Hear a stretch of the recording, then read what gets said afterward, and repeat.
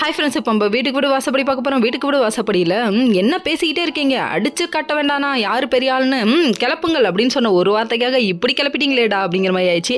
அது மட்டும் இல்லைங்க, கல்யாண வீடாக இருந்தாலும் சரி, துக்க வீடாக இருந்தாலும் சரிங்க, அதாவது ஏதாவது ஒரு சின்ன விஷயத்தை யாராவது ஒருத்தர் கொளுத்தி போட்டால் போதும், சும்மா பொறின்னு வேற லெவலில் பொரிஞ்சு தரணும். அந்த மாதிரி பொரிஞ்சிட்டு இருக்க டைமில் நான் சொல்கிறத கேளுங்கடான்னு சொல்லி கேட்ட பொண்ணு, போதும்டா நிறுத்துடா அப்படின்னு ஒரு கத்திடுச்சுங்க. என்னதாம்மா சொல்ல வரேன்னு சொல்லி கேட்க, கழுத்தில் தாலி இருக்கான்னு பார்த்தீங்களாடா, நான் கல்யாணமே பண்ணிக்கலாடான்னு சொல்லிட்டு ஃப்ளாஷ்பேக்கை ஓட்டி காமிச்சாங்க. எல்லாரும் மேலே பாருங்க, யாராவது கீழே பார்த்தீங்கன்னா ஃப்ளாஷ்பேக் வராதுன்ட்டாங்க. பொசுக்குன்னு எல்லாரும் மேலே பார்க்க ஃப்ளாஷ்பேக்கை ஓட்டி முடிச்சது போதும்ப்பா, அவ்வளோதான் முடிஞ்சிருச்சு, கீழே பாருங்க அப்படின்னு சொல்லிட்டாங்க. அதுக்கப்புறம் அம்மா நீ என்ன பொண்ணு இல்லைம்மா, எங்கள் அம்மாம்மா அப்படின்னு சொல்லிட்டு இவர் ஒரு ஃபீலிங்ஸுக்கு போயிட்டாரு. இவங்க ஒரு பக்கம் ஐயோ என் பையன்டா நீ அப்படிங்கிறாங்க. கொஞ்ச நேரத்துக்கு முன்னாடி பிள்ளையே இல்லைன்னு சொன்னால் இப்போ என்ன பொண்ணுங்கிறீங்க அப்படிங்கிற மாதிரி ஆச்சு.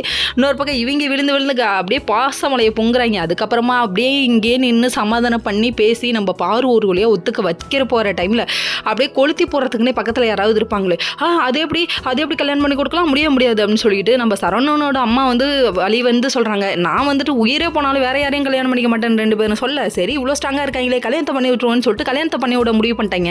அதுக்கப்புறம் மாங்கல்யம் தந்து நாமேன்னு ஆசீர்வாதத்தை போட்டாங்க. நம்மளும் ஒரு ஆசீர்வாதத்தை போட்டுருவோம். இன்னொரு பக்கம் தூரத்துலேருந்து வாழ்த்துற